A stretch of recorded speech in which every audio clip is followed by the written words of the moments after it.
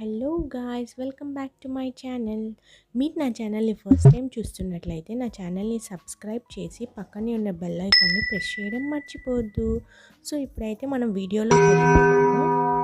So first వచ్చేసి నేను ఒక స్టిచ్డ్ బ్లౌజ్ తీసుకున్నాను. దానికోసం నేను ఇది గొలుసు కుట్టు ఉంటుంది కదా, దాన్ని ఆరి నీడిల్తో నేను వేసుకుంటున్నాను, మగ్గం నీడిల్తో.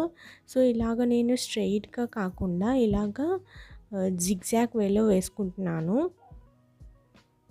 ఇది మీ స్ట్రైట్గా కావాలనే వేసుకోవచ్చు, బట్ నేను మధ్యలో తర్వాత చూపిస్తాను. మధ్యలో పూసలు వేస్తాను కాబట్టి ఇలాగ జిగ్జాగ్ వేలో మీకు చూపిస్తున్నాను.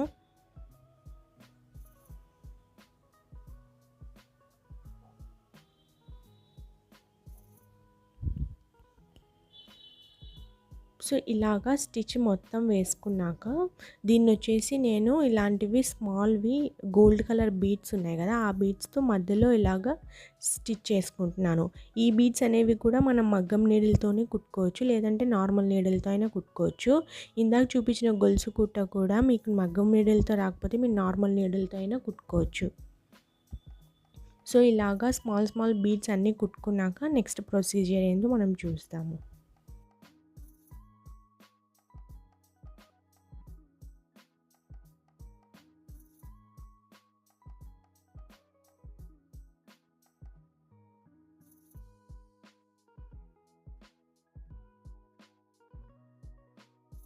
సో ఇప్పుడైతే మనం బీడ్స్ అన్నీ కుట్టుకున్నాక మనము ఇట్లా కొంచెం ఫ్యాబ్రిక్ గ్లూ అనేది పెట్టుకొని ఇలాంటి రింగ్స్, నామం షేప్లో రింగ్స్ వస్తాయి, లీవ్ షేప్లో.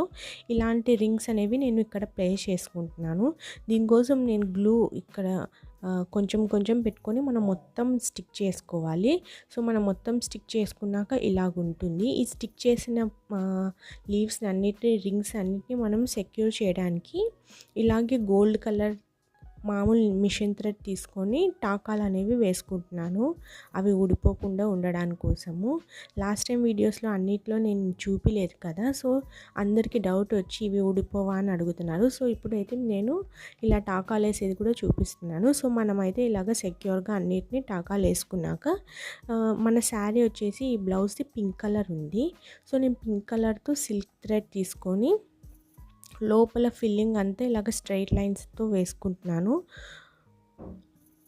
సో ఇది వచ్చేసి చాలా సింపుల్ వర్క్ అండి, చాలా ఈజీ. ఒక 4-5 అవర్స్లో మనకు బ్లౌజ్ అనేది రెడీ అయిపోతుంది. సో ఇలా పింక్ కలర్ థ్రెడ్తో మొత్తం మనము రింగ్స్ అన్నిటినీ ఫిల్ చేసుకోవాలి. సో ఫిల్ చేసుకున్నాక రింగ్స్ అన్నిటినీ దీనికి కొంచెం ఎక్స్ట్రా డెకరేషన్ కోసం నేను వచ్చేసి మధ్యలో గ్లూ పెట్టేసి జర్కన్ స్టోన్స్ అనేవి పెట్టుకుంటున్నాను.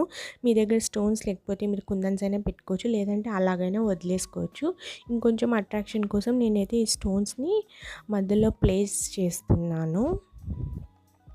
సో ఇప్పుడైతే total look sari and blouse ఎలా ఉందనేది నేను మీకు చూపిస్తాను. శారీ పింక్ కలర్ అన్నాను కదా, సో శారీ అండ్ బ్లౌజ్ రెండు పక్కన పెడితే ఎలా ఉంటుందనేది నేను ఇప్పుడు మీకు చూపిస్తాను, చూసేయండి. సో స్టోన్స్ అన్నీ స్టిక్ చేసుకున్నాక మన బ్లౌజ్ అయితే ఇలా రెడీ అయిపోయిందండి. చాలా సింపుల్ వర్క్ అండ్ చాలా త్వరగా అయిపోతుంది.